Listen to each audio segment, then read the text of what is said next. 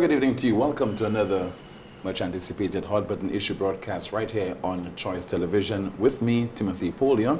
I'm afraid this at what time will end because I have such an interesting guest. So we are scheduled to end at some point in time, but when we do so, it will be with the clip that peaked. So stay with us for that, and of course, we'll be taking your calls on the program. My guest has been away from the talk show circuit for maybe 2 years now. I don't know where he has been to or where he has been resting and just mulling his next move. But it will be very interesting to find out what he's up to. I'm talking about a politician, and in this current environment when you believe that general elections are just around the corner, when they're actually due, or constitutionally due, in March of 2017, he is on the broadcast and will be focusing on political events and asking him some pointed questions as well as to whether he intends to contest the island's next general election, among other issues. Always a dynamic individual. I'm referring there to former government minister Rufus Bousquet. Welcome to the program, sir. Thank you, Tim. I took a deep breath while listening to you because, yeah, it's been a while. It's been a while, but, you know, here I am. And for me, the fact that it's been a while, yeah, not seeing you, you've been out of action, yeah. I'm running scared. Well, there's no reason to run scared. I mean, you know, good So things follow me. The question is, Yeah. what have you been up to? Well, I mean, Tim, you know, you got a lot of time to think. And I think this show is going to give people an opportunity to look and evaluate. And so I must be very candid with people, with your audience, with the viewers, with the St. Lucian public. The reality is that you sit there, and having been involved in this process for so long, or as long as I was, invariably you sort of, shall we say, interpret certain things, you analyze a lot of what's going on. And when you sit on the sidelines and you say to yourself that you're just not going to get involved in anything, that you have a voice but you're not going to put it out there and be heard, then obviously you are not only betraying yourself. I certainly feel like I'm betraying myself, but I also feel like I'm betraying the St. Lucian public. Because whilst there may be those who would prefer to see me out of the spotlight, so to speak, there are also a number of people who would very much like to hear what I have to say. And I come across people every day, and you know, if I walk down the street, it's very encouraging to hear the number of people who will stop by and say to me, look, we're not hearing from you. People have gone as far as to suggest that, you know, the politics is not the same since you've not been around and so on. And so I feel duty bound to at least come in there and stick my toes in the water. And hopefully after I've done so, it'll give me a better perspective, and it'll also give the public a sense of my own relevance and where I need to place myself in this whole rather dynamic situation that's occurring right now. But I don't think something is a case of familiarity breeding contempt. So you're out of sight, and therefore people are just eager to have a go at you, or eager to see you return so that they can get an opportunity to really lock horns with you, and primarily because they really want to see you there, so they could have a peek at you every now and then. I understand the question. I mean, there are those who will always take a shot at you, but you know, I've been in this business, or have been partaken in the whole political scene for a long, long time. And I think at this point, it would be a disappointment for me and for, I think, most St. Lucians if I came and engaged in that, you know, micromanaging of governments and dealing with minor issues and just simply running out there and commenting on every little thing that occurs in the country and trying to apportion blame to one side or the other. This is not the sort of statement that I want to make. I think too often we've been trying to win elections instead of trying to create a dynamic movement. Instead of trying to direct our people. Too often we're seeing a situation where the people are leading the politicians, because a lot of what has happened is not good for the country, and they know it, but they feel it's the easiest way to get elected. And so they continue to do the same things that they have done. And we engage in a form of politics which I call transactional politics. And so you have a sort of transactional leadership. I'll do this for you if you vote for me. I'll give you this if you vote for me. Instead of trying to build a people on, you know, just following independents who have an independent mindset, who have a sense of where they're moving to nationally. Young people who feel that the government is leading them instead of them being kept back because of the failure to be lockstep with all the new developments in the world. We're not an independent country by simply saying we're independent. We have to become independent by having an independent mindset and creating policies which are going to allow our people to not only think independent, but to feel independent and to act independent. And a lot of what I'm seeing does not, to my mind, address that issue, and I think it's very important for it to be done. Don't you think that politicians face a dilemma in that you want to lead the people, but you have to lead by consensus because you need to hear what the people are saying and then probably take your cue from them? Well, no, I don't think so at all. I think when you look at situations, if I was being led by people, for example, Timothy, I wouldn't have taken a decision with respect to Taiwan. I was the most hated man in this country. Everybody said I was wrong. Everybody said I shouldn't have done that. Everybody said I killed John Compton. These are the things that I had to face. But if you feel that you're doing the right thing and your conscience is clear, then I think leaders have to sit back and make difficult decisions. Decisions that people may not see the benefit of. Decisions that may result in them losing elections. But down the road, people will look back and say to you, wow, you know, we really got that one wrong, and this man knew what he was talking about. And the last really dynamic sort of parabolic change that we had in this country occurred with Sir John. And that is why he stands out as perhaps the greatest leader that we've had and the father of the nation, because he literally took this country from one point to the next. But since then, and by saying one point to the next, what he actually did was created a certain independence among St. Lucians. See, he took farmers, he took people who worked on estates and turned them into independent business persons. That's what he did. And that created a dynamic change in our economy, in the way people felt about themselves, in their ability to improve their standard and quality of life. This is what it did. And this is what makes him stand out. Now, since that time, what has really happened? And I've been part of a lot of it. But it requires that level of leadership. Not a leadership that's going to go out there and start nitpicking about little issues with one government and so on, and keeping our people at that level. It has to be a leadership that comes out there and says to you, this is what I want. This is the dynamic changes that I'm going to make. These are the changes that nobody's even thinking about. And of course, I could give you examples, but I don't think that's the point now. Earlier on, you said that it was to the effect that you made a brilliant decision in deciding to diplomatic relations. I said I took a decision which I was vilified. Right. Yes. And you, in the end, I imagine that you have been vindicated. That's what you're suggesting. Well, I imagine I have been. I mean, I think I can safely say that that is a major contribution to St. Lucia and perhaps one of the most stable props in our advancement, or at least preventing us from descending into the abyss. But it is being stated that it was a unilateral decision in that you did not even confer with then Prime Minister Sir John Compton. Well, there's a lot behind this thing, which, you know, we'd probably need 2 shows to cover. I don't think that the whole question of it being a unilateral decision, because if you recall, and of course we're going over stuff that we've done before, it went to Parliament. It was approved in Parliament. It was approved by Cabinet. So how could it have been a unilateral decision?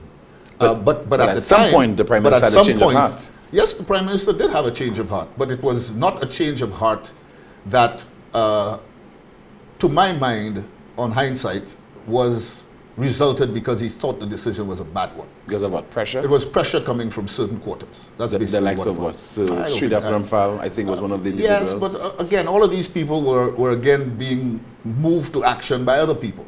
So it's quite a muddy situation. But there are some things in our history that perhaps would be best left buried. How do you explain now that the Dr. Kenny Anthony administration deciding to maintain diplomatic relations with Taiwan? Yeah, well, you know, I'll tell you something, Tim. Dr. Anthony, as a prime minister, very often you come into government and you may have certain ideas. I mean, look at the new Greek government, you know, with the whole anti-austerity program that they came with, and eventually they had to succumb because the realities are quite different. And so the prime minister, having coming into office, I think was faced with certain realities that perhaps he didn't expect. You know, I'm not here to deal with what the government, Prime Minister Anthony does, but I do believe that having to face those realities, he was left with no alternative but to do what he did. That's my view on the whole matter, and clearly he acted appropriately. But you don't think he got into office knowing full well that in the end he would have to continue having diplomatic relations with Taiwan? I can't make that determination. that he knew full well, because that would But be to suggest that was he that blindsided by deceitful, something? deceitful, and Are politicians possibly say that. blindsided by things when they're in opposition, when they get it, and then when they get into office, they get a clearer picture? It happens in some cases. I mean, not in all cases, but certainly in some cases, it happens that you may think a situation. The reality about St. Lucia, Tim, in terms of the situation that we're in, is not something that was created in the last 5 years, in the last 3 years, in the last 10 years. It's been an ongoing process. And we continue to change personalities, but we are not changing the system. We have to address our deep-seated political antagonisms against each other. How do we change the system? It's difficult, I agree. It's easier to go in there and just deal with people's discontent rather than people's happiness. Because it's easier to get people to vote against the government than to vote for a particular party, or to vote against a party than to vote for a party. So we engage in all this negative stuff, which happens all the time, but we're a small country. We're a country where we know each other very, very well. And yet we're so divided that in truth and in fact, what you're working with is half of a country and probably another 30% of the country literally trying to sabotage every government. And I remember when I came on your program, I think it was some time ago, early, very soon after the last general election, and I said I don't want the government to fail. I was vilified by UWP supporters. It was said that I had a deal with Dr. Anthony, that somehow or the other he had given me a diplomatic passport. I heard this is making the rounds, that I have a diplomatic passport because Dr. Anthony gave it to me, you know, and that the Prime Minister and I are in collusion in some way or another. Nothing is further from the truth. No such thing has ever happened. But the reality is I didn't want the government to fail because we would have faced the sort of hardship that people are speaking about today. Has the government failed?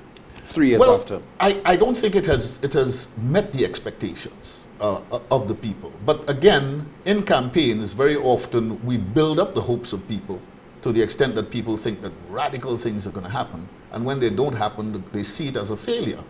How do you measure failure? Against what are we measuring it? Against what are we really measuring this government versus the last government? See, I have no problem with a government succeeding for the simple reason that I believe that there's always room for improvement. And if I can show the people that I can improve their quality of life beyond what is currently there, then that is the platform on which I would love to campaign, as opposed to trying to tear things down. So for me, we've got to change these things. We've got to have a sea change in what we do. I've had a lot of time to think. I've been part of the whole thing. I think I've matured in that respect. And certainly my politics is not going to be a politics, if that were to occur, of tearing people down. And don't you think politicians, as usual, say one thing in opposition? When they get into office, yes, it's a totally different thing from their posture, from their rhetoric, from their attitude, their behavior. Particularly, and I'm speaking generally, yes, if you are given the responsibility to be at the helm of the government as Prime Minister. Yes. You know what I'll do? I'll take a bus from the north to office at least once a month and sit in it and hear what people have to say. You see, these are the things, you know, Then Tim, you might be too busy. No, I've been there. Tim, none of these guys are too busy. They're busy when they don't want to do something or when they don't want to see somebody. They have time to do every single thing. If you're too busy, it is not a compliment to you, whether you're the manager of a company or the manager of a country. If you cannot organize your business, organize your affairs, so that you have time to deal with what's most important, then something's wrong with you. A lot of people feel it's great to run around there and say, oh man, I'm so busy. I don't like saying I'm busy. I like to have a lot of time because I can organize my life.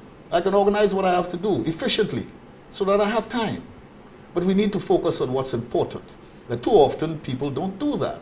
They major in minor things. I've said it very often. We major in minor things. We're always doing little things here and there where we need to deal with the bigger things. And of course, we have to make our people understand that politicians are not there to support every single little thing that everybody wants to do. You know, somebody's having a barbecue in their backyard, they invite you. You don't show up, they're offended. I mean, they need to give you the time to do the work. And it's important for politicians to be able to teach that to our people. Because the first thing people do, anytime they don't get something that they want, and this is always a dangerous ground to be on, but I'm going on it, is that, well, I'm not voting. you know, I ask you to do that for me, you know, get me a job or get my 10 children or 7 of them a job and you don't do it, then I'm not voting. So what has happened? That has resulted in politicians taking the easy way out. So what do? We go out there and we have this, you know, annual exercise of distributing government scholarships according to the priority list. And of course, it's, for the most part, these things are highly political. You know, United Workers' Party is in power, UWP people tend to get the majority of them. If the Labour Party is in power, Labour Party people get the majority of them. Is that good for the country? What we end up doing is we have a lot of people who are graduating, and when they come back from that, most of them want what? A job with government. And then we talk about the civil service is bloated, that there are a lot of inefficiencies. Well, these people don't want to be inefficient. They want to contribute. They feel that they have studied and they want to have their own impact. But I would say to you that it would be better if we went out there and we concentrated on a smaller number of people and sent them to major institutions where they can rub shoulders with the real movers and shakers in the world. And I don't want to take too much time on this, Tim, because I don't know where you want to lead this program. But at the end of the day, look, I look at a situation, for example, where you look at a company like Facebook, and people might say that we're comparing, I wouldn't even say Facebook, WhatsApp. I mean, everybody in St. Lucia pretty much knows about WhatsApp. But let's look at the history of WhatsApp. 7-year-old company sold to Facebook for $17 billion. You know how long St. Lucia, with its current budget, would take to generate $17 billion? 96 years. That was a 7-year-old company with 27 employees. Now, does that mean government is WhatsApp? No. But what it does mean is that we need to get our people in lockstep with what's happening in the world. We're not immune for what's happening in the world. Fuel prices should tell people we're not immune to what's happening in the world. The fall of the banana industry should tell people we're not immune to what's happening in the world. The current influx of tourists into the country, I think we're doing very well, means we're not immune to the weather in the north of this country. And we need to think in terms of what's happening with Cuba. We need to prepare for that. We need to prepare our people and start thinking long-term, 20, 25-year plans instead of this day-to-day management of our So therefore you need the likes of Lee Kuan Yew to, well, to manage the affairs of the state? We don't, well, I mean, Lee Kuan Yew is obviously, you know, he did a great job with his country, but that is the sort of thing. But we've had our Lee Kuan Yew. We've had our Lee Kuan Yew in the form of Sir John. But I think, you know, I mean, the man did many great things. He wasn't perfect, and the relationship that we had is not what people think it is. I mean, for some reason, people tend to think that we were enemies, that, you know, we were at each other's throats. I mean, the fact that he fired you twice. He didn't fire me twice. He fired me once. Yeah, the rest of it was a manipulation of things. You know, that's a whole story by itself. But the reality is... You're saying the second time, the so-called second time did not matter? No, that never happened. This man had no idea what was going on at the time. You know, I mean, he was a very, very ill person. And I give him total credit for who he was and what he accomplished. I think he was a masterful politician and he did many, many good things for this country, but he wasn't perfect. And that's a reality. And the lovers of Sir John should not be offended if somebody says that he wasn't perfect. But no one is perfect. But nobody is. That's the reality. Nobody is. And I don't think you could have gotten much better than he was at the time. I mean, what he did was transformative. It was great. So, but at the end of the day, he laid a foundation which got us to a certain point. You think we have sufficiently built on this foundation as a society? Well, I don't think the foundation was sustainable. The foundation, whilst he did move to transform the economy in other areas, but I don't think that he was able to do enough with our burgeoning population and the way the world changed on him. Certain things happened, you know, for example, the whole question of how the Americans moved against our banana industry, the American multinationals and so on, how they moved against us. The response you think was not adequate? He did everything he could at the time, but it was just too late. I mean, we held on for quite a while, you know, but in the final analysis, I mean, not even the British who were supporting us were able to save us in that particular situation. So, but transitioning from it, that having happened, I think enough time has passed to where that's not his responsibility. I mean, there was several opportunities to have moved on in the agricultural sector from there and to do other things. And very often people will look, I mean, one of the criticisms that you get, and it's fair, people can come and say what they want, that you were there, you know, you were part of the whole thing, you were in government, so what did you do? And I've always said that when you're moving as a country, any organization, there has to be a plan. And it has to come from the leadership. It has to come. The leadership cannot possibly at any time expect to be efficient if it's mired in the pettiness of politics. So far, We've got to transcend so far that. you're saying it does not come from then Prime Minister Stevenson King, and it is not coming from Dr. Kenny Anthony? Is that what you're suggesting? Well, I think a lot more could have been done. Remember, Dr. Anthony came in with very, very high hopes. Were they misplaced? History will judge that. I have always felt, and I feel even at this particular point in time, that upon returning, for me, it's not my job right now, at this moment, in the first show that I'm coming to sit here and analyze unfairly Dr. Anthony's contribution to St. Lucia. Because if you talk to the average person who is a Labour Party supporter, he's going to think that Dr. Anthony is the greatest guy in the world, no matter what. But can you address Now, I could sit here, but I will never have people in enough St. Lucia? time to deal with this subject sufficiently. So invariably, I'm going to be cut off at some point where important points have to be made. I will not So cut you off on that. I will not cut you off, but yeah, I know, because that's controversial. So you No, prefer me no. to deal with it. It's not I think a lot controversial. more It's could not be done. controversial. I I'm just think saying it's a lot more interesting. could have been done. You know, because quite frankly, what have we really done? I mean, tell me what have been the dynamic, earth-shattering things that have been done. I mean, politicians come in, somebody will do this road, and say, well, we did this road, and these guys didn't do that road. We built this bridge that was broken, and this. Well, come on. I mean, you know, what? Tell me, Tim. I mean, you're interviewing me, but I can't think of too much that has been done. But it can't happen in 5 years or in 2 years. It has to be a process. There has to be a process of one government following along from the other government.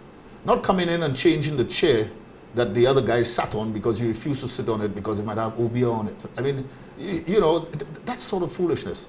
We need to have a national plan that both parties, both major parties at least, will buy into, so that you can have continuity in government and that we can have a plan which is going to result in this country seeing some major changes in 15 to 20 years' time. That is how you have to do it. If you return to the arena, Yeah. somebody might tell you that you will be on your last lap. Well, yeah, I'm probably getting close to that right now. But in the first place, are you interested Yes. in returning into the political arena? You know how many people would kill me if they heard me say I was interested, simply because they just don't think it's something that I should do.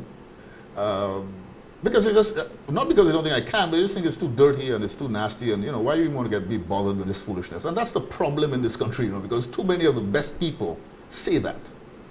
And if all of them are going to keep saying that, where are we going to be?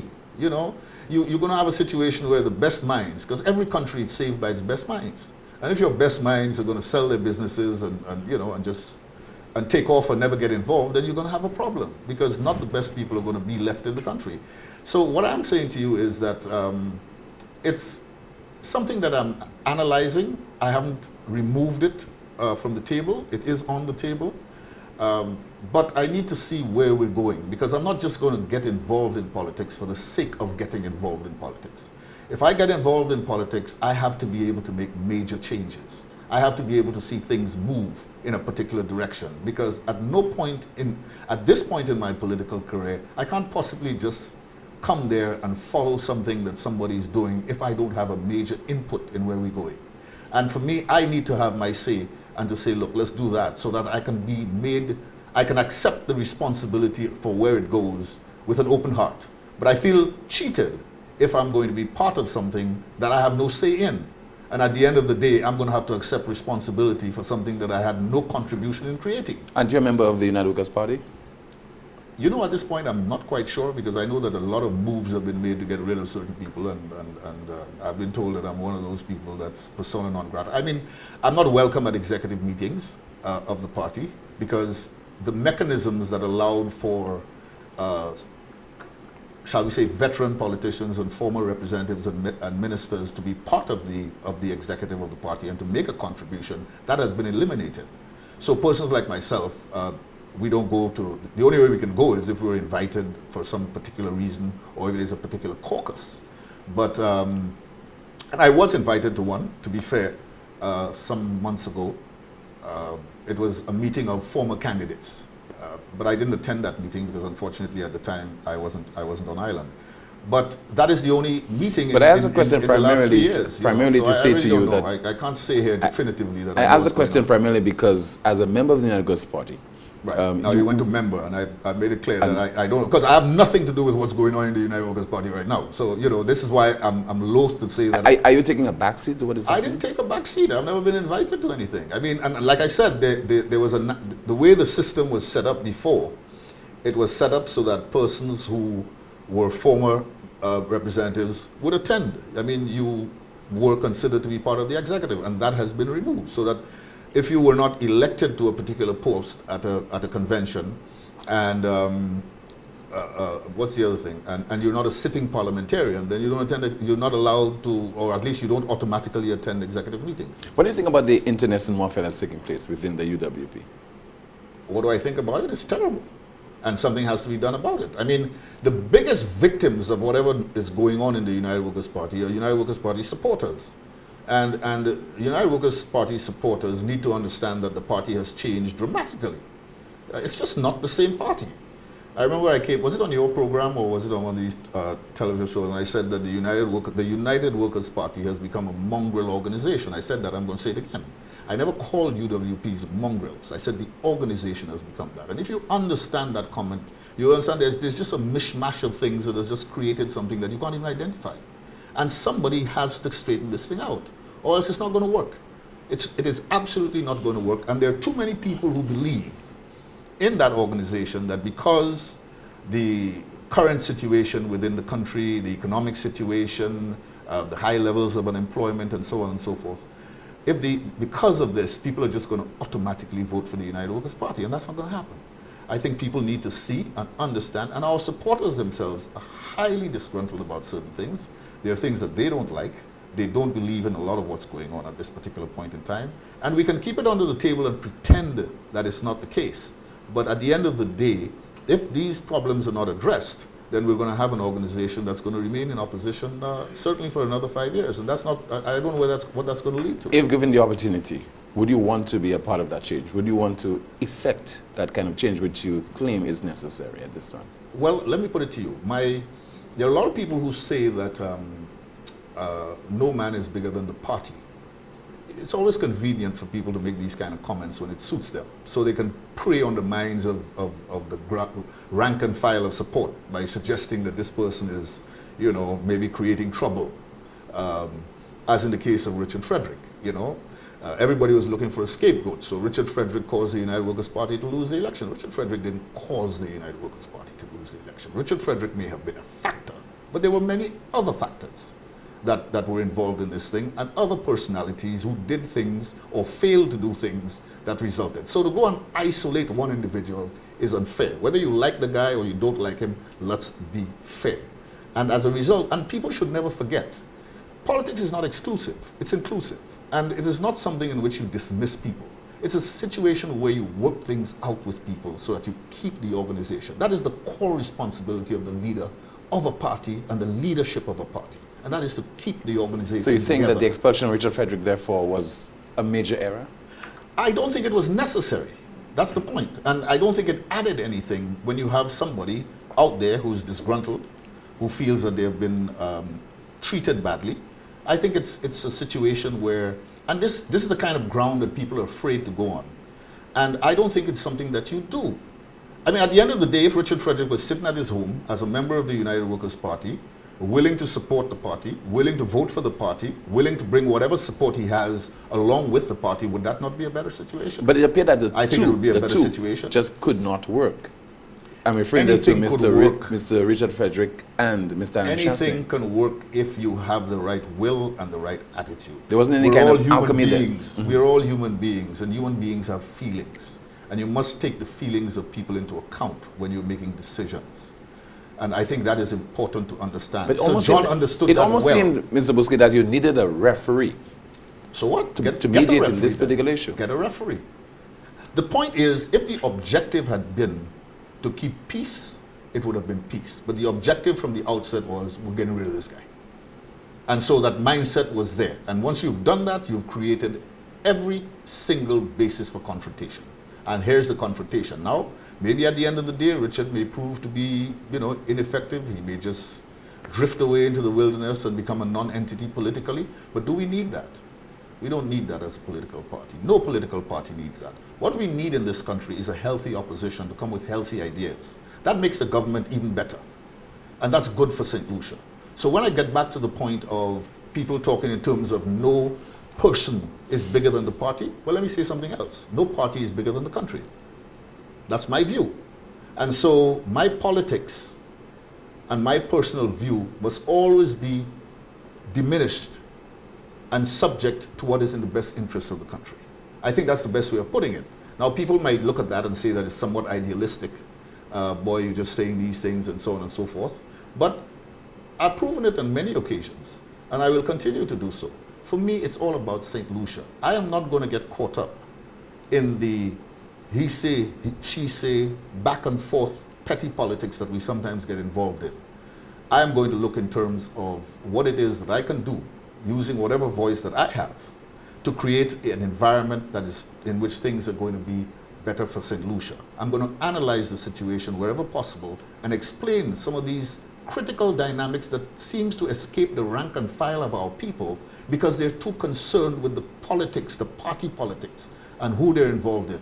And the governments themselves, and perhaps not the elected members, but certainly many of their subordinates at a constituency and other levels are doing a great disservice to the government when they turn around and victimize people who are supporters of alternative parties. But all the political parties do it. But it's got to stop, though. Whenever it's convenient, we say two wrongs don't make a right. Now, UWPs will swear to you that they don't victimize labor. Quite frankly, I think that it's less of an issue with the United Workers' Party, but also there was a greater level of prosperity.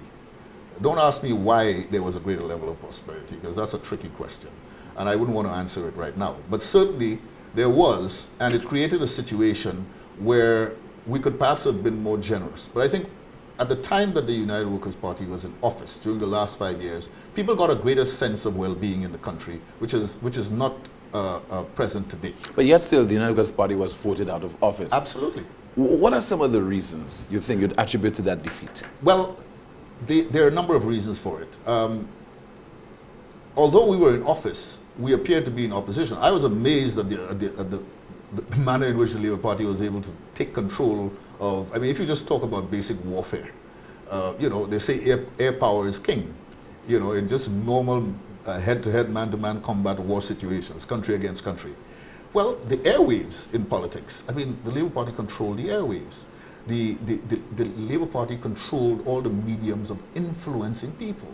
And too many persons within the United Workers' Party were smug and comfortable with the idea that we had done so much in terms of small projects and so on.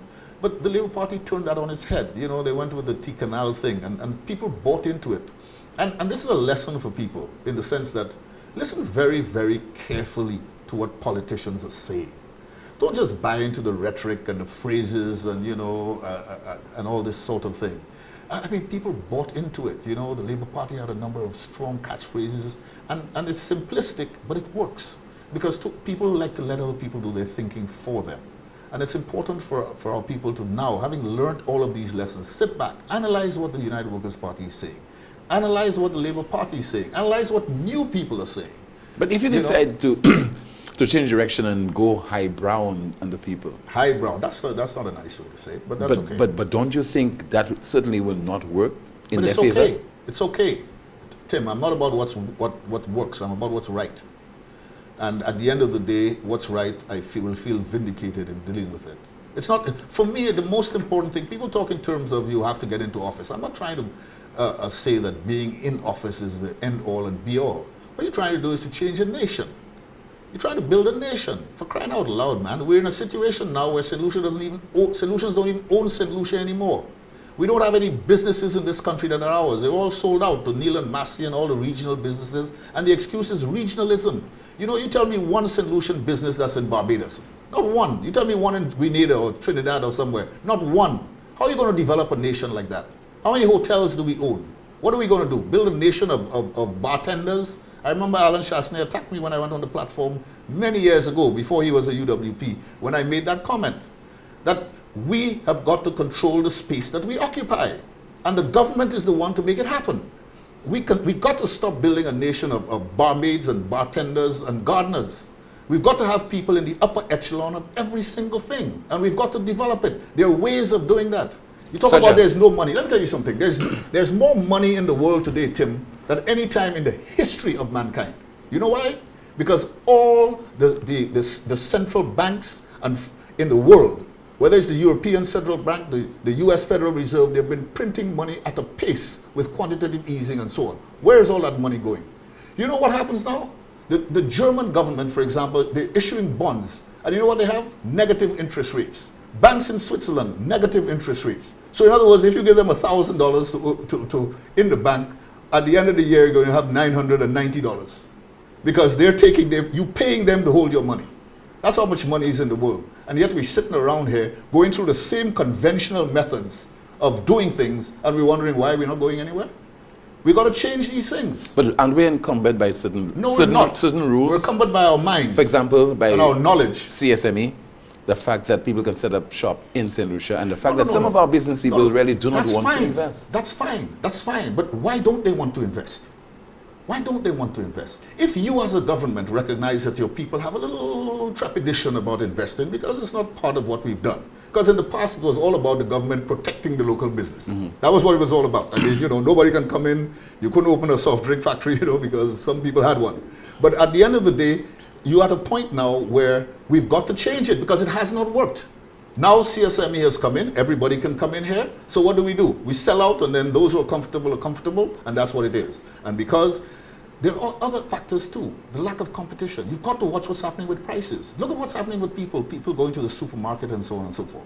People complain every day, I hear them, And what's the problem here? Do we have sufficient competition? Who is looking at it?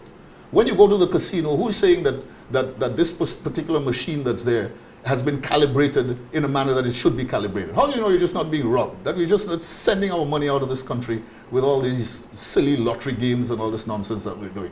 These things are killing this country. But government after government, they have a tendency to turn a blind eye to those issues. Yeah. Well, and the question is, why is that the case? I have no idea why it's the case. That's what I will say at this particular point. Do we sell to big business? Is that what it is? Look, for one thing, the only entity in the country that's big enough, and never mind the fact that we've borrowed a whole lot of money and we're deep in debt. There are countries that are in far greater debt than us. So that's not it. Imagine the interest rates on which you are charging government bonds in countries like Greece with 185% debt to GDP. We're actually lower than what you're getting in this country. So something's wrong. So why is government paying so much money to borrow money? So much interest, or it's paying such a premium. But the reality is that these things, I don't think that enough of our politicians understand what's happening in the world in a very serious way, and how money flows and how it works. I really don't think we do. I think we have continued to do business the way we've always done it. Issue these bonds regionally, Clico goes and buy a few, and Clico can't do too much anymore. They're out of business, but Sagicor or whoever, the banks come in. But of course the confidence has now eroded, and people are demanding a higher premium for the risks that they're expected to take by loaning money to regional governments. But there's so much money in this world that can do so many things, and government has assets. And these assets, you have to look at what we have done with those assets in the past and how we should be managing these assets to generate the capital necessary to take us to the next level. If we don't do that, then there's a really gray area in terms of what is going to happen with us in the future. How are we preparing for Cuba? Have we done any studies to see exactly how that's going? Because the whole dynamic with respect to the U.S. attitude towards Cuba clearly is changing now. And when that changes, how is it going to affect us? Generally, governments have been very fearful of the foreign relations, but they're not looking at the opportunities. Yeah, and there are opportunities as well? Well, absolutely. I mean, I would think that there are opportunities. We've got to stop thinking so internally. We've got to stop just thinking St. Lucia. We've got to start thinking in terms of sending 10 students to the Massachusetts Institute of Technology so that they can rub shoulders with the Elon Musks of the future, with the Larry Ellisons of the future, you know, with what's his name, the guy with Facebook. I mean, you know, a guy's 27 years old, is worth $30 billion. I mean, this is the kind of money that's sloshing around in the world. One guy can come and start with something and do that, and as a whole country with 200,000 people, what are we doing? All we're doing is borrowing and getting deeper and deeper into debt. There are people who graduate from IT and so on, they can't even get a job in this country. Would you want to begin an opportunity to make a difference, to implement some of the ideas that you are espousing tonight on this broadcast? Or is it a case that... I'm here so people can evaluate me. I mean, they can criticize me if they want to. I mean, I'm used to it. This business is not for the faint of heart, and it's not for people who are afraid to make decisions. You know, you've got to make decisions. Some of them you may be wrong, but you know, as long as you have the conviction, you go for it and you try and do things differently. So come the next general election, yeah, you would want to contest? No, I wouldn't say that. I wouldn't say that. I mean, I think it's too early for me to say that. I mean, here I haven't been on the on anywhere close to this thing for almost 2.5 years now. At least 2 years plus. And for me to sit here and to just make these definitive statements, I think it's premature. But at least let's see the reaction of the people. Let's see what people think. Let's see what people have to say, you know, and then we'll look at it. I mean, I think I have something to contribute, and I would like to contribute it. Because it's killing me to just sit there and watch this thing go on. I mean, it's but I get a sense you'd want to, if you decided to contribute, yes, you'd want it to be at a particular level. Well, at a level at which I have a say. You know, I'm not here to be anybody's political cannon fodder. So you just go and win a seat so that we can have the seat, and then after we win it, we're going to do what we want. So you want to be... And you just sit on. That doesn't work with me, and I think people should know that it's not going to work with me. Does that mean that you want to be political leader of, to be blunt, political leader of the United Workers' Party? I would prefer to see somebody else as political leader.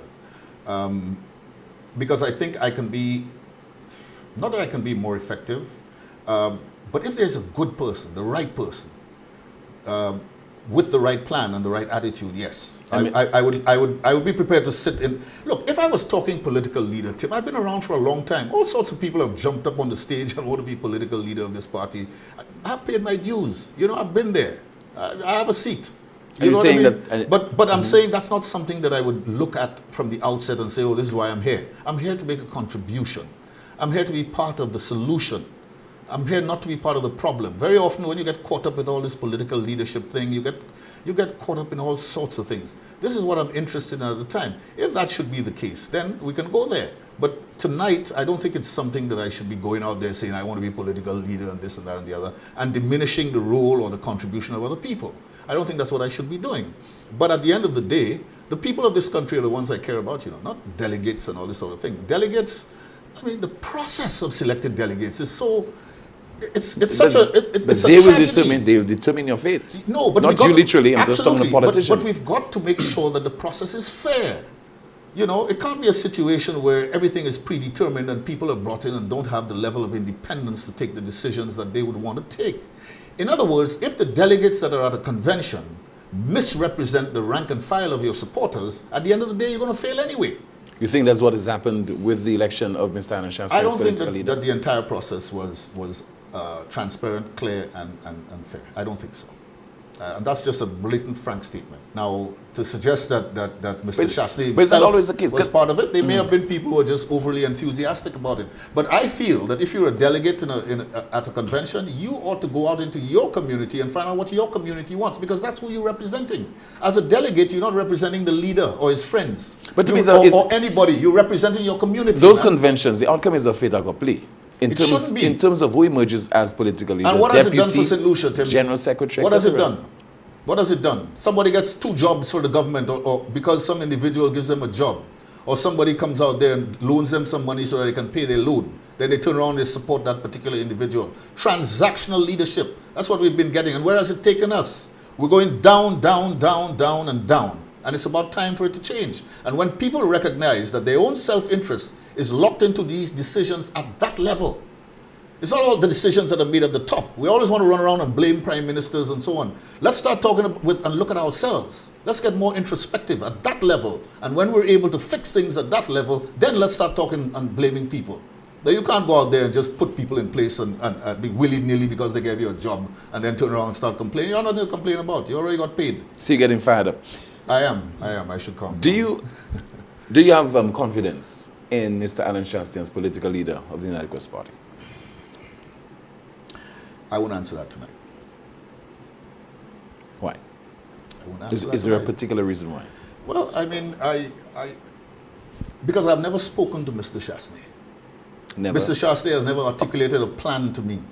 Well, of late, because you were in the same cabinet with Mr. Yeah, but he Shastri. wasn't prime minister. I shouldn't say prime minister, I'm wrong. He wasn't political leader. You understand? So if Mr. Chasney wants, or for me to make a comment, to be fair, I would need to hear what he has said. I haven't heard anything that Mr. Chasney has said that would make me feel one way or the other. And if I were to feel that he is not the man, then I don't think this is the place for me to deal with it. But certainly, I think the best answer I could give you at this time with respect to that is that I would not answer that.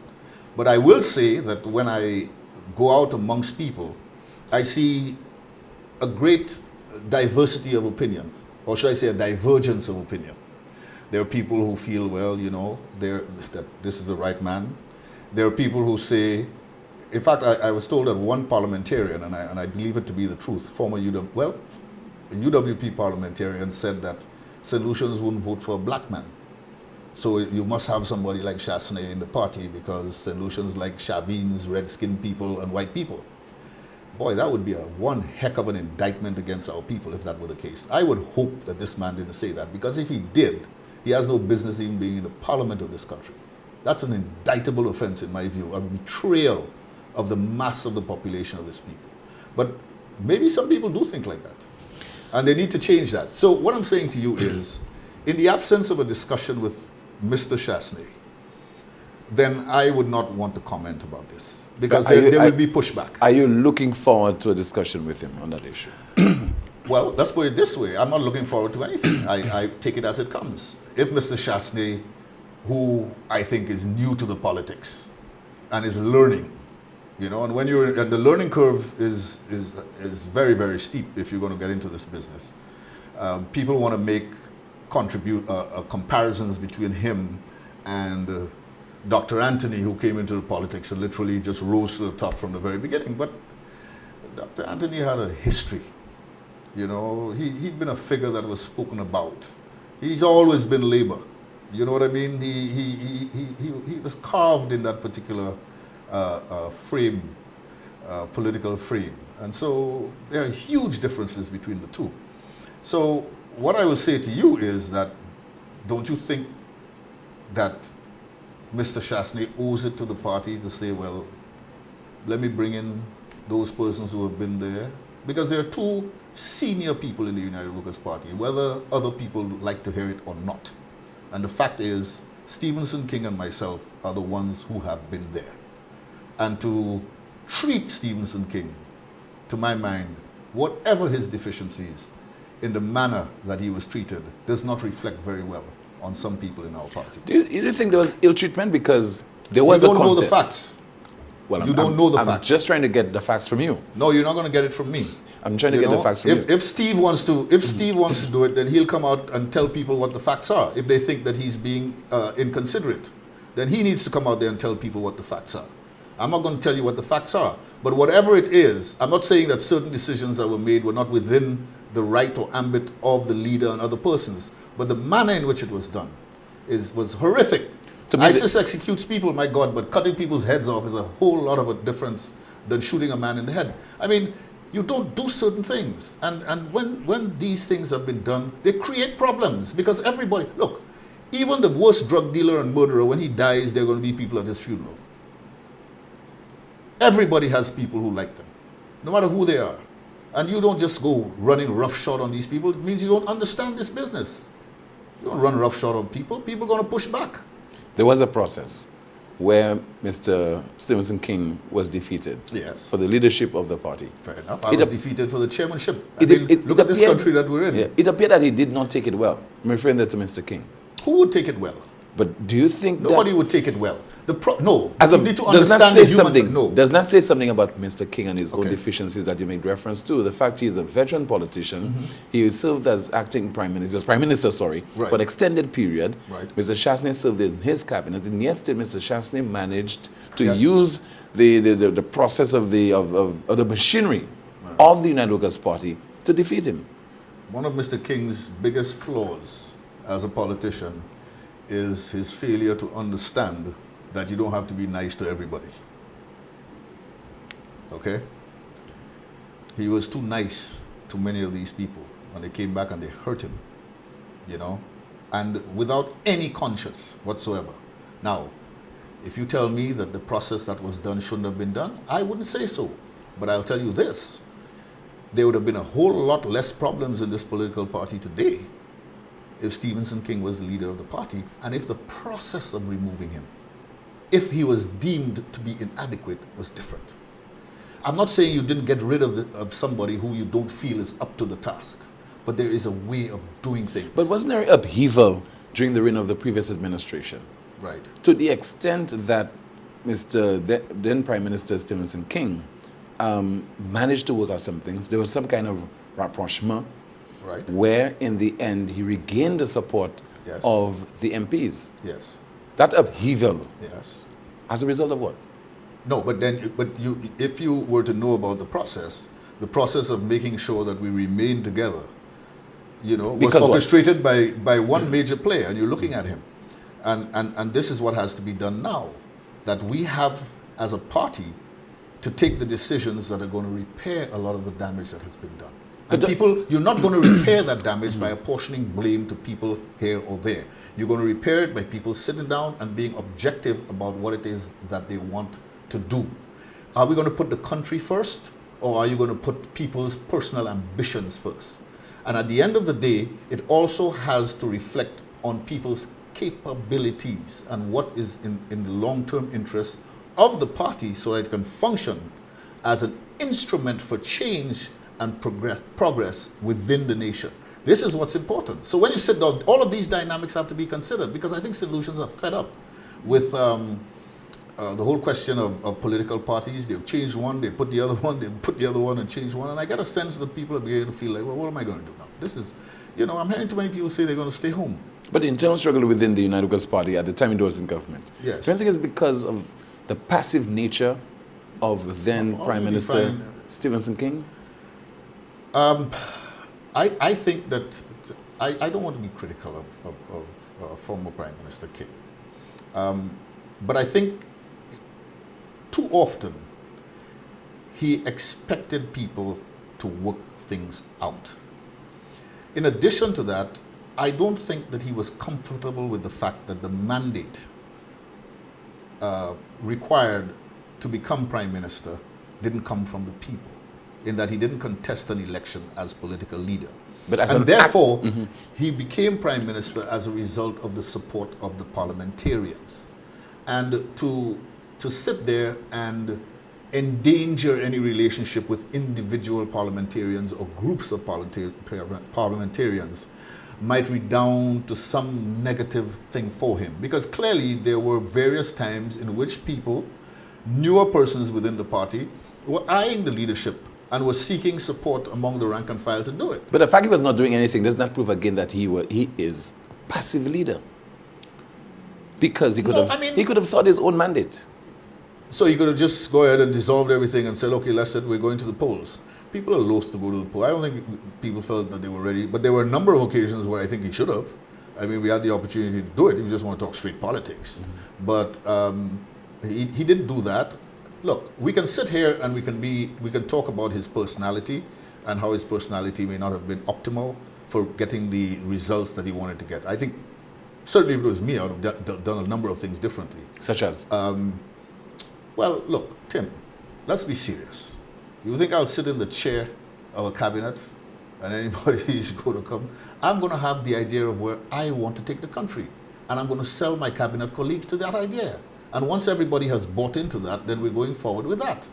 You know, and there's no deviation from it because we understand.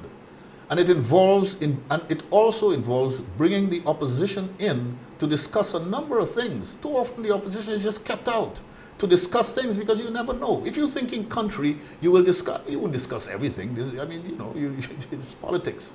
But there are situations where you have to bring people in to ensure that there is continuity. In fact, it's even a trap for the opposition because once you got them on board on certain things, they can't go out there and talk against it anyway. And if they do talk against it in its shall we say, formative stages, then it's easier to defeat the process because you haven't seen what's working and what's not going to work. But I think people are smart enough to understand what good ideas are. And we've got to get the middle class of this country, which is being decimated at this particular point in time, to play their role. There are certain people within a certain socio-economic context or level who perhaps will not quite understand and buy into that. That's fair. That's to be expected. That's in every country. But there are people who understand, who have strong party loyalties, and they maintain these strong party loyalties because they feel that whatever benefit that they're going to derive as businessmen or citizens is going to come as a result of a particular party. That if that party is not in power, these other fellas are not going to look out for them, no matter how good they are, no matter how great their ideas are. So they have to stick with who they're with. I think people in St. Lucia have to have the sense that we have a more egalitarian society, and it's a society where if I do well, irrespective of what party I have, I support or have supported in the past, if I have good ideas, if I have something that I want to do, if I want to work hard, if I want to bring this country and drive it forward, that whoever is in power, they're just not going to dismiss me or victimize me because I have not been a supporter of that party. We have to get to that ground. If we don't do that, we're always going to have problems. Is there hope for the United Workers' Party? Of course there's hope. The only reason there's hope is because the government has disappointed a lot of people. But if this government was performing at 50% efficiency, I mean, UWP as it currently exists wouldn't stand a chance. But if they call elections tomorrow? Well, if they call elections tomorrow, I think it would be very hard for the United Workers' Party to win if they call elections tomorrow.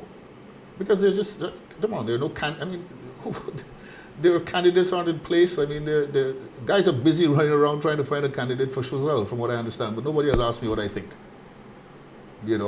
or what do I feel. The idea is, you get a candidate and kick me out. I mean, and you're not too certain whether Mrs. Stevenson King will contest Castries. They're not certain. On a United Workers' Party ticket. Right. You agreeing to that? Well, I would say to you that they can't be certain.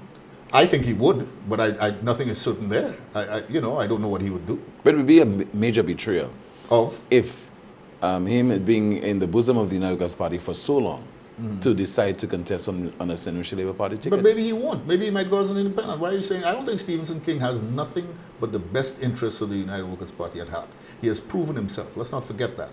I mean, there are a lot of people who have jumped on the bandwagon when it was opportunity to do so. But we need to respect the fact that he has proven himself. And whatever people think and say about even Richard Frederick, I try to be fair in what I say, and I know it's dangerous ground to be a supporter or seem to even defend. I mean, I'm not a supporter, but to defend the guy. But I'll tell you something. When he went and won that seat in Central Castries, all UWPs were shouting Richard Frederick, Richard Frederick, Richard Frederick. And to turn around today and kick the guy out of the party, something has to be wrong with that. I don't think you need to kick the man out of the party. Yes, there were problems. Yes, there are difficulties. Yes, there are questions. But the solution to that was not kicking the man out of the party. That was not the solution. Should efforts be made to return him to the fold? I think so. Would you, as politically leader of the United Workers' Party, return Richard Frederick to the fold? I'll tell you quite frankly, Richard Frederick could be a part of a party that I'm in, but he wouldn't run a seat. It's that simple. Why?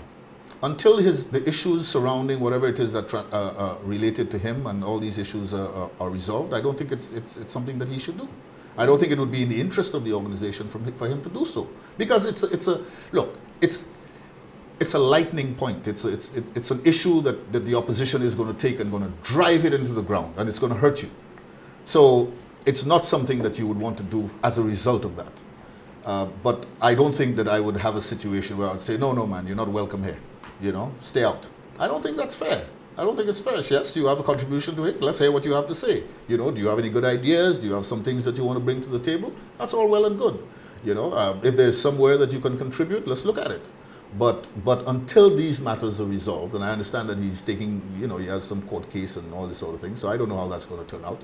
I'm not hearing much about it anymore, but at the end of the day, the onus, is on him in the current situation to resolve these matters so that you can take a fresh look at it. But I don't think he should have run the last election, and I don't think that I would want him to run an election. But I certainly wouldn't throw him out of a party. I think that's going way beyond what is necessary. You're watching Hot Button Issue. When we come back, your calls, please stay with us. My guest this evening, former Government Minister Rufus Bousquet.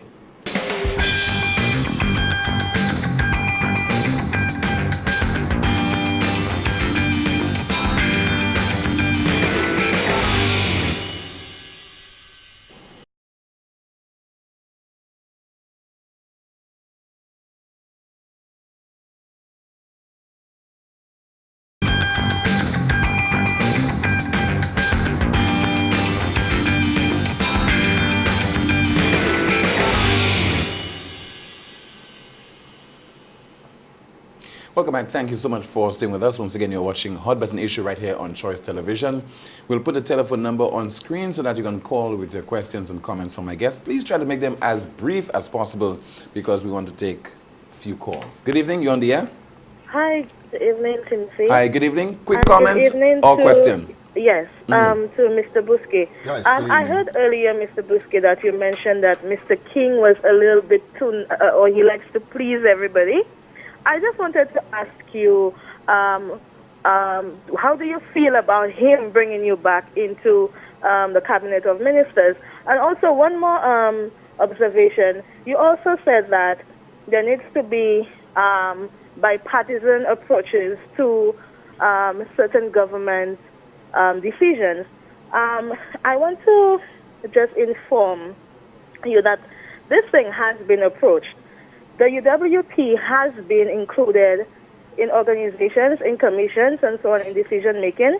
The Vision Commission, Financial Services Commission. There was the joint meeting of Parliament and the Senate on Ebola, healthcare, and Mr. Stevenson King is actually the chairman of that approach. And also, what Mr. King also, with the Christmas Eve trough, there was also the bipartisanship discussion and approach. So that has been attempted in this administration. Okay, thanks a lot for calling. What say you, sir? Quick comment? No, I mean, you know, I'm talking more in terms of a national development plan. You know, so it's all these again, like I said, people micromanage, go into little things and segment them and you know. We have a call. Good evening. Hot Button Issue. You on the air? Good evening, Tim. Good evening. Quick comment or question, sir? Yes, I'll be quick. Tim, let me tell you something. Is he a politician? I heard the gentleman looking at Richard Frederick and saying issues about Richard Frederick. I mean, when I look at this gentleman, remember the UN scandal? It was because of you getting money from the United Nations and doing no work for it. You admitted You know, I got a butt in there because that's not true. You know, that is absolutely But that's untrue. what was- So that when was these callers caller are calling wrong in caller. and saying things that are not true, I'm just not going to sit there and say it. That has been the perception. But in many cases, if you look at the report, it said clearly that that is not the case. So for this man to say that there was a scandal that was a result of me getting money from the United Nations is absolute nonsense. Another call. Good evening. Hot Don't Button know the Issue. You on the air? Hi, good evening. Tim. Good evening. Quick comment or question, Yes, sir? yes. Well, I'm just calling to say how impressed I am. As a Labour Party supporter, I'm really feeling, you know, kind of good looking at the future, knowing that politicians like him can stand up and tell the truth. And just one question for him is, how does he see, you know, looking back at all the political leader of the United Workers' Party, all the lies that have been put there in the public, how do you see that transforming the party, making something good out of it, or actually serving below him, knowing that he has perpetuated and moved on all those lies and not apologizing to the country. And one last thing is about the nigger thing that was used during the match. Okay, caller. What is your Listen, opinion on caller. that? Let's not go on a nigger thing because you are saying you know the same thing that you're against and that you're still making reference to it, sir. All right, go ahead, please. No, I really don't have any contribution to make to what the caller had to say. Good evening. Hot Button Issue. You on the air? Hi, good evening to you. Hi, good evening. To Mr. Busque. Yes, good evening, sir. It was a couple of weeks back, Alan Chasney took to the media to ask the constituency group of Castries North certain questions about Stevenson King. Asking the constituency group why didn't attend the match and why has not been attending certain functions of the United Workers' Party. Do you believe in your own mind that is a leader of a political group? Do you believe that is somebody that is in the right frame of mind to lead the United Workers' Party into the next election, taken to the media by asking his extension group of the Castries North questions I understand via the question. the media? Well, look, the United Workers' Party, when it's convenient, persons often say, well, we should discuss everything internally and so on and so forth, and therefore we shouldn't be out. For that to happen at the level of the political leader, to my mind, is perhaps something that he may, in hindsight, regret that he did. I don't think that it's something that should have been done. It's something in which he has said repeatedly that he's made attempts to bring Stevenson King in, but I think it's you don't deal with these things in the simplistic manner in which that he has attempted to deal with them. I think it's a question where he has to make more direct approaches in dealing with these matters. Let's get another call. Good evening, Hot Button Issue, you on the air? Hello, good night. Hi, good evening to you, caller. Okay, let's take another call. Good evening, Hot Button Issue. Hi, good night, Tim. Good night to you, caller. And good night to your guest. Tim, I just want to pose a question to Mr. Bousquet. In fact, I just want to make a comment on a question that you posed to him earlier on. In that you asked him, what would... I can barely hear what he said. Yeah, let's speak up a bit. And that's not because I can't speak patois. Just speak up. Hello? Just speak up, please. Yeah, I was saying, Yes, earlier yes. on you asked Mr. Bousquet a question concerning what would he say that's responsible for the UWP losing the last general elections, and he was saying, he suggested that it was things that was put by the Labour Party, yeah. But one of the things I beg to differ, and one of the things I think that really contributed to that was during the tenure of the UWP administration, there were a lot of accusations, one after the other, left, right, and center. If it's not one, it's the other. Mr. Bousquet, wouldn't you agree that that contributed to the loss of the UWP tremendously? Thanks a lot for calling, sir. Well, there were accusations. I mean, they were political in nature, and you got these things being thrown out there over and over again. I mean, everybody, there are accusations now. So accusations are thrown. I mean, obviously these things do work on the minds of some people, but that's just the nature of the beast. You get it all the time. Hot Button Issue. Hello, good evening. Let's try on the line. Good evening. Hey, my brother. Hi, good evening to you, caller. Quick comment or question, sir? Well, I mean, it's a really a question. I mean, we were told that there'll be some kind of scientific analysis as to why the party lost, why the Workers' Party lost the last election. And we have never heard from the former Prime Minister the result of that scientific analysis. But for me, the one reason why we lost, not why we, because I'm not in any party anymore, the reason why we lost is because they had no leader. There was just no leader. And that's the only reason why they lost, Had it been Rufus Bousquet or Leonard Spidermonto, they would have won, for sure. Thank you, Timmy. Thanks a lot. Good evening, you on the air? Good night, sir. Hi, good evening to you. Good evening. Yeah.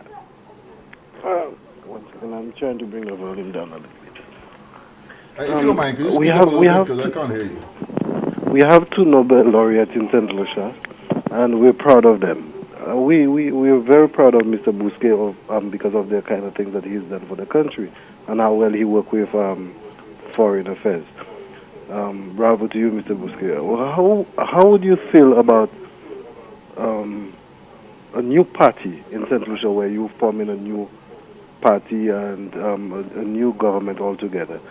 And that's an interesting question, Tim. The whole concept of new parties, we have always sort of stigmatized new political organizations as not being able to succeed, primarily because of the fact that traditionally they have not. But if you really look at it, a lot of these new organizations and new political parties, they've been poorly funded. Last minute they pick up 6 people somewhere and they run 6 or 7 seats and all this sort of thing. And it's just not, it's a non-starter. But I think if you have a good group of people who come together, they have the necessary resources to do what's required, and more than anything else, they're able to capture the minds and imagination of the people of this country. I think it can work. I really do. Good evening. This is Hot Button Issue on the air. Yeah, good evening. Hi, good evening to you, sir. First of all, let me wish Mr. Bousquet Happy New Year. It's nice to see you around, my brother. Well, I don't know who I'm speaking to, but thank you very much. It's always good to be here. Tim, you realize the stature of the man. I have always had a lot of time for Rufus Bousquet. This guy is Okwa with world events. He's on top of there. And this guy is not a follower, he's a leader. I hope the UWP, I hope the executive, I hope they're listening to him. Because last week when the political leader made the statement about Mr. Stevenson King, and when the constituency group responded, he said he doesn't really matter with it because it is his chairman and his party. But during the convention leading up to the election of political leader, it was all about We are empowering the constituency branches and the delegates. They will have their say. But now he is the leader now. It's his party and his chairman. I am born and bred UWP, and I look at this party now as a private company. That's how I look at it. It's no longer UWP. All the ethics, morals, and principles has gone out of the window. But God is good. And Mr. Busse, I'm glad you're around. I hope you still have intentions of political office. All right, sir. Thanks a lot. Well, I'll thank the caller, and what he said there is important because, you know, Tim, I haven't said anything for a long time because too often I jump in the fray very early when I see things, because it's not a question of me having to wait a long time to anticipate what's going to happen. I can see what's going to happen because I understand the process. And I stayed out of things. I haven't said anything. I haven't made any comment because I kept hoping that this thing would cure itself. But it hasn't. And the comment that this particular caller made, it is something that I'm hearing all too often in the streets. That people who are supporters of the party, I know the supporters of the party. I've been around long enough to know who is and isn't. But people who have been serious supporters of this party for a long time are expressing concern with what they're seeing. And as a result, those who are in authority and have the wherewithal to do something about it need to take note of that and recognize that we're spinning top in mud and destroying this party if we don't do something about it. So simple as that. Good evening. Thanks for holding on. Hi, good evening. Hi, good evening. Mr. Busse and Mr. Polio, I need to make a comment. I observed Mr. Busse indicated that there will always be accusations. He said so, and he said that sometimes people pay attention to accusations. Mr. Busse, are you telling me that if somebody makes sufficient accusations and allegations against you, that you now have the responsibility to go through the trouble of clearing your name on your own, despite the fact that it is well known that those are just accusations and allegations? I heard you say that Richard Frederick ought not to have run the last election, and he ought not to run this election unless he has done something to clear his name. Mr. Busse, do you know in St. Lucia and in the whole world, a man is innocent until he is proven guilty in a court of law, in a competent court of law. So it means to say, based on your reasoning, it means to say if somebody hates you enough, or if they are jealous of you enough, or they are threatened by your power enough, and they find you too powerful, and they want to clip your wings, and they do things to clip your wings, and they clip your wings successfully, that you were relegated to not trying to fly again just because of the false accusations? Is that what you are telling me? You remember, Mr. Busse, you yourself have gone through this. You went through this Bruce Tucker thing. You remember last elections, the Labour Party had yourself, Mr. Shafi, Mr. Frederick. These advertisements were consistently bombarding us on our television screens. You in particular, they called you I think I understand the point that you're making, and I would like to respond to it. Okay, I think I understand your point. I need to finish, Mr. You need to okay, go quickly, please. Go ahead, please. I need to finish. No, I'm listening to you, and the points you're making are important, and I'd like to respond to them. You have made two contradictory points there. Mm-hmm. On one point, on one occasion, you were speaking to accusations, and another point, somebody who is accused, you were saying they should really get themselves to take in the back seat. But you made that point, and I understand your point very well, and I would like to respond to it. I mean, look, I don't know who I'm speaking to, but the lady was basically just driving her point home over and over. The reality is, it went beyond just an accusation. And I mean, I hate to discuss this because this is just bringing up a whole lot of stuff that shouldn't even come up here. But the fact is, it went beyond an accusation. Mr. Frederick's diplomatic passport was withdrawn. Diplomatic visa was withdrawn by an embassy. That goes beyond just a simple accusation. And this, for me, is where we have to deal with a problem. Now, why it was withdrawn, I was one of the first people who went out there and said that nobody ever indicated even to me as foreign minister. I called, they refused to answer as to why they withdrew it, but it was withdrawn. And as a result, it went beyond just a simple accusation, and therefore this was an opportunity where it became a lightning rod of a point that the opposition could harp on over and over again, and the party would then be forced to have to spend an inordinate amount of time defending that particular thing. So this is why I would go on to say it's not a question of not allowing him his franchise and looking at him and saying, well, you're guilty. We're not saying you're guilty, but this is politics. You know, it's not civil liberties. We're dealing with politics. And from a political standpoint, there are situations where you're absolutely innocent of something, but if it's going to be destructive, it's going to cause problems, people will step aside and say, look, I don't want to be the cause of this problem, and therefore I am going to sit this out and allow the people the opportunity to move ahead without having to deal with this issue. Another caller 9. Hello, good evening. This is Hot Button Issue. Good evening. Bonjour, Mr. Bousquet. Good day, sir. Bonjour, Timothy. Hi, bonsoir. Okay. Mr. Bousquet. Yes. Okay, on est à des zones à background là. Okay. Okay, just oui, just parler, en aller. Okay, Mr. Bousquet, moi quoi, on doit parler à votre vie soit beaucoup continuer travail là où j'ai commencé.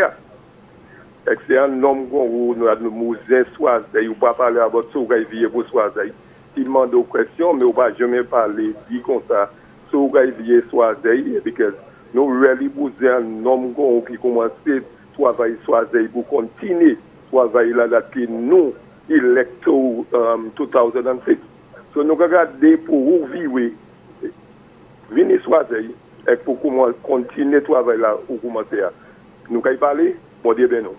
Merci beaucoup. Well, I suppose I should answer him in Creole. Non, well, ça moi voulais dire c'est pas moi par exemple pour dire moi quand me choisir comme dit là dans parti a passé a chercher candidat personne peut parler bon moi ka parler franchement ba ou ka pas dit ça moi il faut savoir que c'est pas pour dire manifester attention pour courir site là encore mais Jean choisir même quand il pour du bout et fait partie à connaître décision yo et fait yo savent qui c'est yo qui veut moi ou même pas voir yon pas voir whole place là mais si voir place là c'est un voir qui a du bout derrière moi well nous pas une pièce qualité problème avec ça. Good evening. Hot Button Issue, you on there? Hi, good evening. Hi, good evening to you, sir. I'd like to say, as a politician, I was really appalled. It's so difficult to hear. You hear me? You hear me? Yes. Go ahead, please. Go ahead. Okay. I'm saying, as a politician, and you know, I don't know if it was the status quo at the time, but it was really, really sad to see how a lot of government ministers in the United Workers' Party government held up themselves, how they uphold themselves, and sad to say you were one of them, you know. One of the key issues I had a problem with was the move from, and I'll always hold that, was the move from Castries to Grosile to the Rodney Bay Center. I felt at the timing, because we always use this word timing when it's convenient to us. We always say the economy is not that good even with the constituency boundaries right now. You have a lot of, well, you have the opposition saying, right now the country does not have the finances, the timing is not this, that. But I felt in your time, one of the issues whereby when you are moved from the government ministries to rent a building at the mall in Rodney Bay, that was not the right timing. And this in itself spiraled a lot of issues with finances and whatever. I'm not saying it's number one, but it's one of those which contributed. I felt that, you know, right now I'm seeing the Labour Party is actually getting their act together when it comes to governance, but if a United Workers' Party government would come in, I would really recommend that government ministers be appointed and parliamentary representatives be voted by the people of St. Lucia, that you represent your party and you do not hold any ministry. Seriously. Okay. The caller made two key points.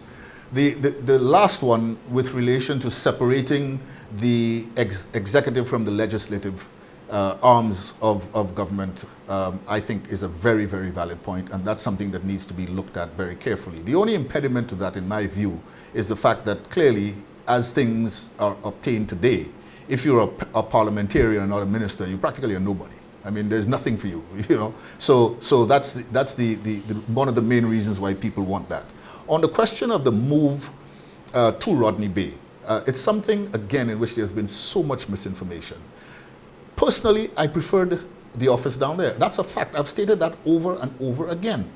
We could not stay there because there were health issues. People couldn't come to work. Workers were getting sick. We brought in people from overseas to come in and analyze the problem. They came in there and they said the level of asbestos and so on in the building was too high, that it was dangerous to people's health. We had to move. It wasn't a question of me wanting to move. And finally, when it comes to money, we ended up paying something like $3,000 or $4,000 more. I don't remember the exact figure, so I don't want anybody to come there and say it was 20 more or whatever. We paid a little more, but we were getting considerably more space. It created a whole new dynamic in the Ministry of Foreign Affairs. And the final thing that people must understand is that your foreign ministry is your showpiece ministry. I mean, for 7 months, Pete, I was in an office. Timothy. Sorry, my apologies. Continue, sir. Timothy. I was in an office that was half the size of this place. Now forget about me as minister in the foreign ministry of this country in a little cubby hole. And not only was it a cubby hole, you had to pass through another office to get into my office when I was temporarily housed in the NIS building. I mean, you know, how do you meet foreign diplomats? And it was an absurd situation. So when people come out there and complain about these things and so on, I am absolutely certain that Minister Baptiste will at no point now criticize this move or say that it was bad for St. Lucia or that it didn't enhance our ability as a foreign ministry to give the right image of this country. They have an option to relocate anyway, right? Well, I mean, they can easily get around that by saying, look, they were tied into a lease, so they can't go. So, I mean, you know, don't even bring that up. We have a call. Good evening. Hot button issue, you on the air? Yes, good evening, Tim. Hi, good evening to you. Mr. Bousquet, good evening. Good evening, sir. Okay, a question and a comment. Mr. Bousquet, the question first. Have you identified a leader for the UWP? Okay, number one. And something I want to say, Mr. Bousquet, I suspect you dodged some of the things that Timothy was asking.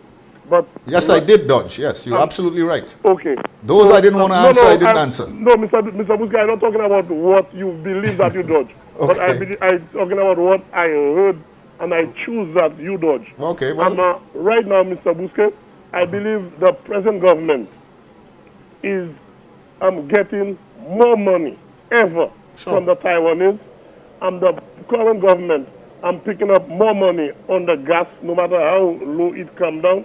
The present government at this time is borrowing more money than ever. Okay, and plus the VAT, the government is, nobody knows how much money the government is collecting. And if you look at the things that are happening in the country, you cannot identify no projects apart from the bridges. And I would like you to at least touch on these things and tell the nation, and please tell me if you have identified a leader. Thank you. Thank you so much. Well, first of all, it is not my responsibility to identify a leader. I can support whomever it is that presents themselves. I mean, it's a call to service. So if you feel that you have what it takes, then it's up to you to present yourself, and then let us evaluate you and decide whether or not you're the right person, whether you have the skills, etc., experience, whatever is required to be the political leader. So I can't identify one. Personally, at this point in time, I think it's still time to just see what happens, because we have a leader, and obviously that leader, unless he decides that it's in the best interest of the party for him to step down, we have to wait for another convention. So these are the realities that confront us at this particular point in time. Insofar as the Labour Party and how much money it's collecting and all this sort of thing and so on, well, Labour Party doesn't collect money. The government collects money. And I believe these things go through the Ministry of Finance. I think there are methods for doing that. If there are questions with respect to how this money is being spent, then that is not an issue that I can really address at this time. Two more calls before I conclude. Good evening. This is Hot Button Issue. You on the air? Yeah, Tim, Richard Frederick. Hi. Good evening, Mr. Frederick. Yeah, I need to ask Rufus a couple of questions, because I mean, I want to make it clear that what persons called me to tell me was in fact the truth before I even address them, because I need to ask Mr. Rufus. Richard, do you really want to do this here? Yeah, I want to do it here, because you did it here. You did it right there. I didn't do anything. I spoke on issues and questions that were brought to my attention. Right. Okay, Rufus, and I spoke to them truthfully, Richard. Hold on. But to make me be the judge, jury, and executioner in your issue is just not something you should do. Let me just ask you a question. Okay, go ahead. Did you or did you not say I should not have run the last election, and I shouldn't have run the 2 preceding elections. Did you say so? No, I didn't say you shouldn't have run the 2 preceding. I said that I felt that you should not have run the last election. That's the way I feel about it, Richard. Okay. And that's how I feel. I understand that very well. Okay. Why? Well, why? But I already stated why, Richard. I'm not going to get into a back and forth with you because- here. no, I mean, no, really, because Timothy, I don't Rufus, think that's Rufus, necessary. No, Yes, no, Rufus, Richard. Come I on. agree with you, but listen to me. Yes, Listen to me. yes. The law says innocent until proven guilty. You must not forget. I addressed that. Hold on, Rufus. Give me a patient hearing, please. Give me. You were the same one, Rufus, who was in the center of a UN scandal. You were the same one who was allegedly imprisoned with a false name, Bruce Tucker. You were the same one Sir John fired twice in cabinet. Richard, you After all those really, incidents- I mean, hold on. Tim, I know this hold on. is good After this is all good those TV, but incidents- really, I don't think this is where we need to address that. honestly. No, Okay, no. hold on, Rufus, don't Yeah. forget, I have my show, you know. I have my show. I can address but it Richard, there. but please address it on your show. Because Rufus, Richard, all you're doing, believe me, it's not even in your interest to get on like this right now. No, I'm Honestly. not getting on. You were saying that's how you felt. I'm telling you Look, that not my history and who I am is well known in this country. I don't think there are any secrets. So, but I dealt with the issue. Okay, I let's give stated my Richard opinion and a my patient views on hearing. it. Richard, go ahead, please. Yeah. Okay. What I'm saying is, You're enjoying this, huh, Tim? Tim, my just point play mediator. Yeah. Well, there's no mediator here because I'm not at war with Richard. I don't know why Richard would choose to call a talk show to let take me on these just- issues. You asked me some patient questions hearing a about man, certain please. things. man. Okay, go ahead, You Richard. said, Tim, you okay. said you indicated your feelings were contingent upon a certain incident. That is what you say quite categorically. I am saying that Rufus, your involvement in politics has attracted, and up to now, I still feel if given the opportunity, you should run. You should run if given the opportunity. So, I mean, there are a whole host of incidents. You said about the revocation. Everybody knows about the revocation of my visas. Everybody should know now that I have a $25 million lawsuit against the U.S. government. Everybody knows who went to the embassy and say what, because WikiLeaks is not exactly a secret. So to have made those statements is to insinuate something probably that it was beyond your immediate contemplation. Now, I am saying, in deference to you, I am saying that notwithstanding you were fired twice, notwithstanding the UN scandal, notwithstanding this whole episode of Bruce, that if given the opportunity and the people want you to represent them, that you should be permitted to represent them. So we should never try and import personal feelings into all of this. Yeah. Okay? My point. Okay, thank you so much for calling, sir. Let's take in the final comments from you, Mr. Busquets. Well, no, I in terms of final comments, I quite frankly, obviously there are things that are brought out here. And you will look at my history in politics, Tim, and I have never been one of these people to take people to court. I mean, there's a blog out there that remains on the internet of St. Lucia. Not of St. Lucia, the internet, I'm sorry, but came from St. Lucia, in which I've been described as a fellow who has 14 children in Choiseul. Absolutely untrue. I don't have one child in Choiseul. People went as far in the last elections to say that, that I've got AIDS, and put it on paper and in writing, on a blog. People have gone as far as to suggest that various things about me. There was another one that I wanted to mention. And I've never taken anybody to court. When I lost elections, there was talk about going to court, and I refused to go to court because I felt that you win elections at the ballot box and not in the courthouse. So I've been consistent in all of this, and I have not demonstrated any sort of overt power-grabbing attitude in the whole, in all of this. It's not about me. You know, it's not about me. You ask me a question, I will answer you as best as I can and as honestly as I can. But as an individual, I really, really don't like where we're going.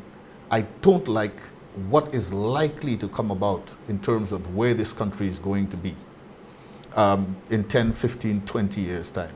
There may be temporary improvements in things. There may be a surge maybe in jobs. There may be, somebody may come and invest and build a hotel, and we'll have another hotel which will employ a number of people, and governments will go there and crow about it and say, oh, we've done great, look, there's investment, there's confidence in the government, and that game will be played. But I still believe that at its heart we have not built a nation. And for me, that is important because I will be gone at some point. You will be gone. Kenny Anthony will be gone. Stephenson King will be gone. Richard Frederick will be gone. Rick Wayne will be gone. But when we're gone, what have we left behind? Is it something that's going to be sustainable and something that the new generation can take and run with and make better? And that is what we should be aiming for. So if we're talking about final comments, these are the comments that I'd like to leave in the minds of your viewers and listeners. Thank you very much for having me. Thank you so much for being my guest on this evening's Hot Button Issue. As always, thank you so much for watching and contributing via calls. If it's Wednesday, we discuss a hot button issue right here on Choice Television. Time now for the clip that beat.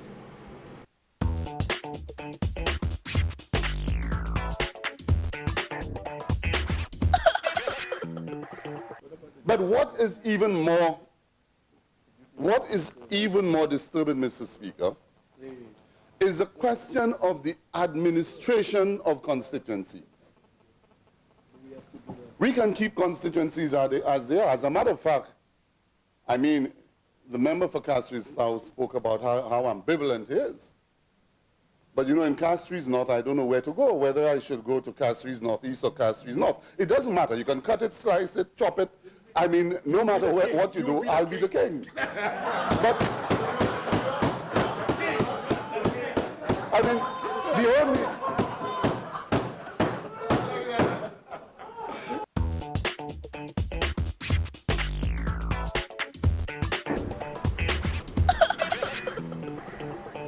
And once again, this is a broadcast. Thank you so much for watching us. A very good evening. My name is Timothy Paulion saying good night.